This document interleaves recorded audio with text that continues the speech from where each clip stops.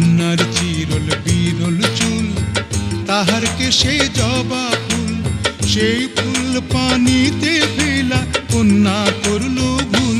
কন্যা ভুল করিস না, ও কন্যা ভুল করিস না, আমি ভুল করা কন্যার লগে কথা বলবো না।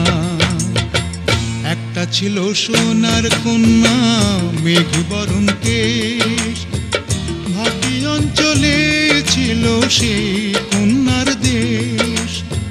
দুই চোখে তার আহারে কি মায়া, নদীর জলে পড়লো কন্যার ছায়া।